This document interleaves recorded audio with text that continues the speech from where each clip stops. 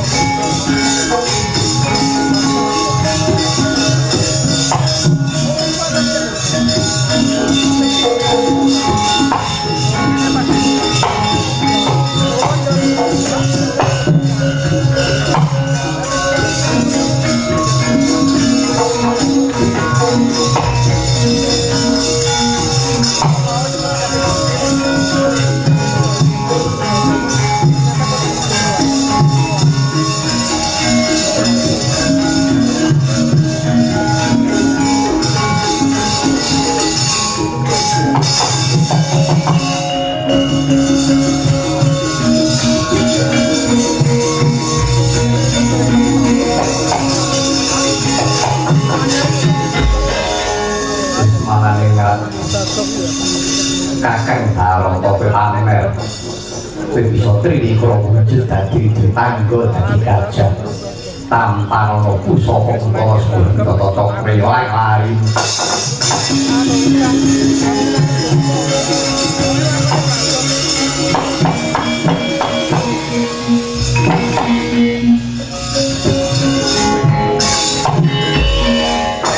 ajeng napa sampeyan Gus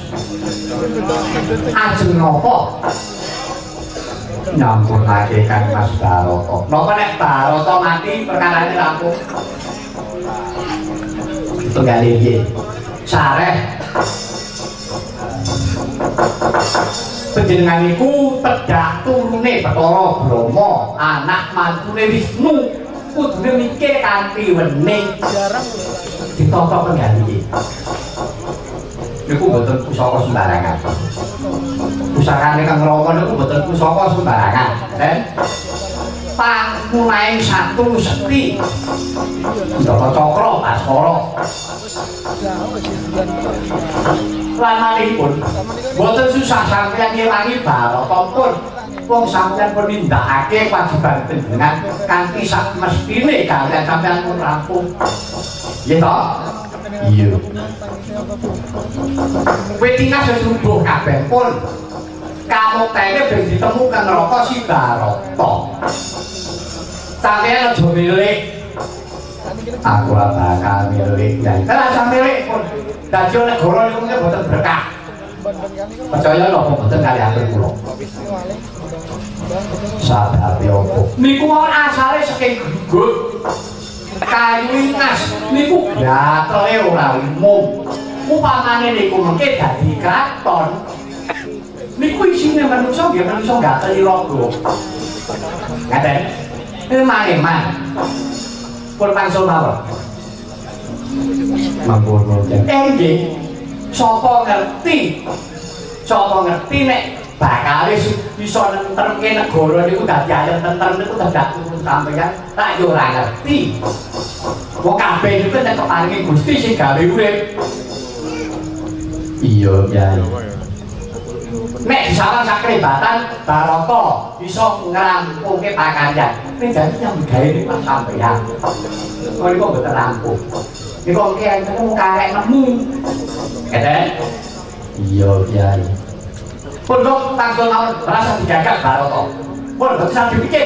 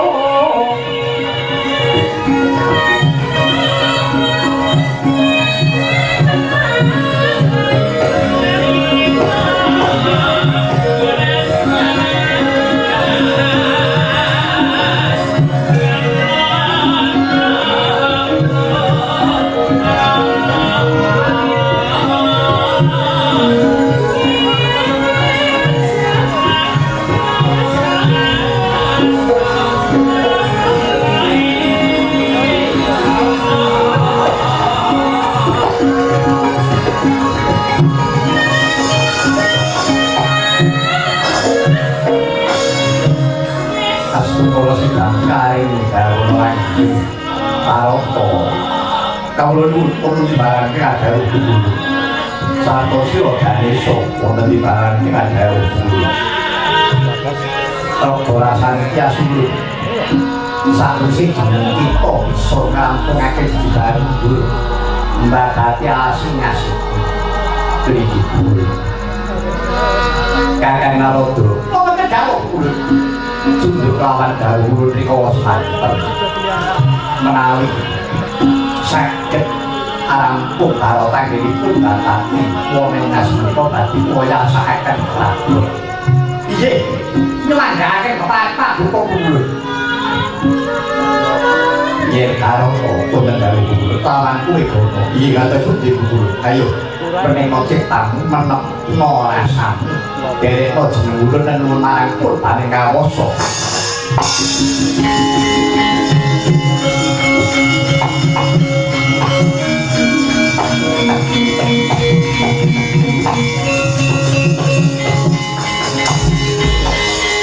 Kacarita kaya nang kono sik kula angeningaken cipta sang Hyang Jagat Giri Moko lan mampur bane kawasa kawitara yen tos dang satunggal nutupi babar wasa ngeningaken Pancandriya Pancalima pangangen-angen amberat bawa nafsu bayu patek perkara sajubing ing sini dikara mandeng pucaking grana alur marang diyongane kayun yun ayane Parutama kaya mati jeneng urip jroning pati liyek layape ngaluyut pindha kecating Sukerta sumuh-sumuh rasa jati sang Hyang Jagat Giri Moko ngatos marang dewane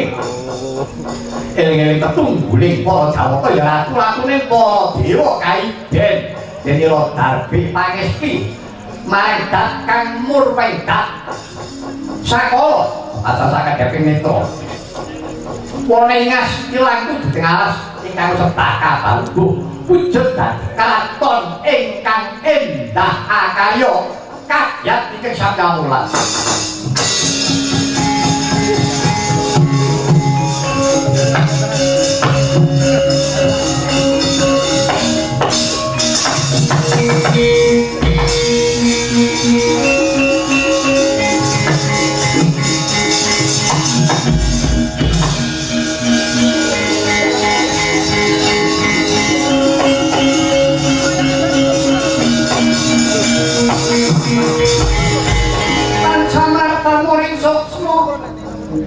Cino moyo winaya ing sepi sumin pentel ing kabupaten Warana talen saking liyep layap ing aluyut Paroko wonten timbalan sing adhawuh guru karisa wonten dawuh guru kepiye pamamasira sakwise sira sampurnane ningake cipta ulun nyono ibaratipun kados tiyang ngimpi boten ngertos malah wonten nugraha ingkang tumurun iya Paroko wonten dawuh dina iki ulun wis bisa netepi dawuh rikala semono ulun nyipta katon dumadi saka wit ingas utawa arasingas sinesen jagat sak isine ulun paringi tetenger negara Ngastina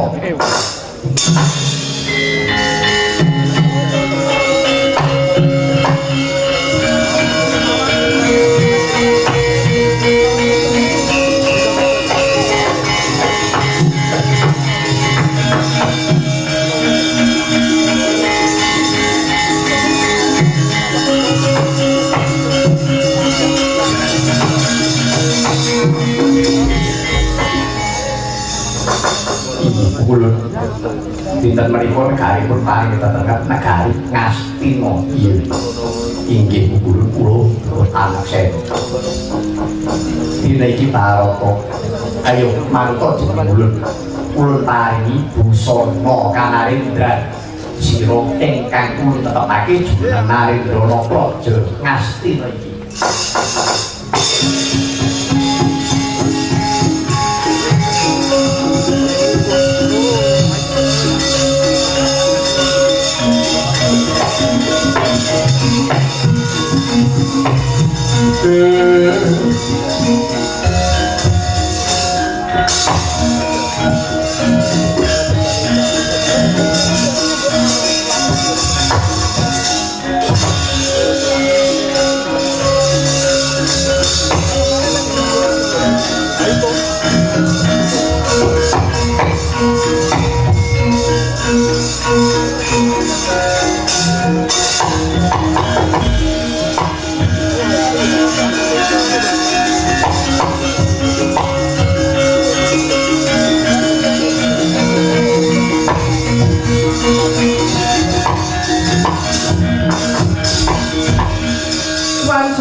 miring ulun kantor dari sang moro beng ngacanan ingkang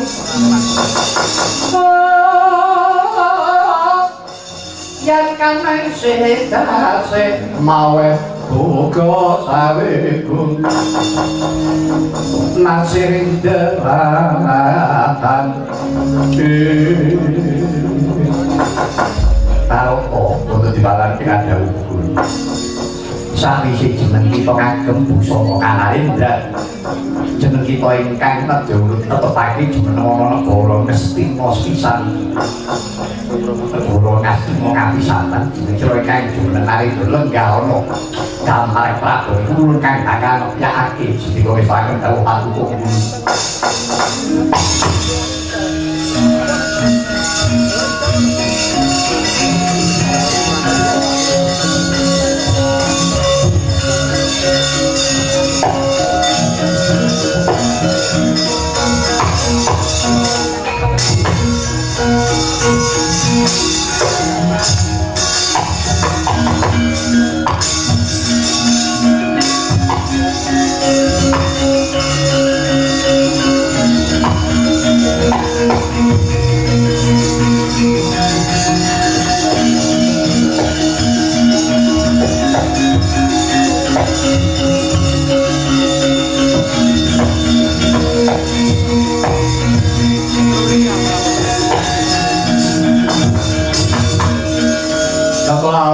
saking Buddha sang kula yen tanang kusa sang sri taroto kono dibarake kandhang sawise jeneng kita nglenggahi dampar keprabon Ngastina pisan jeneng kita ulun paringi tetenger Naka Ngastina dijuluk Prabu Hastimurti ya Prabu Barata ya Prabu Brahmanika ya Prabu Boyo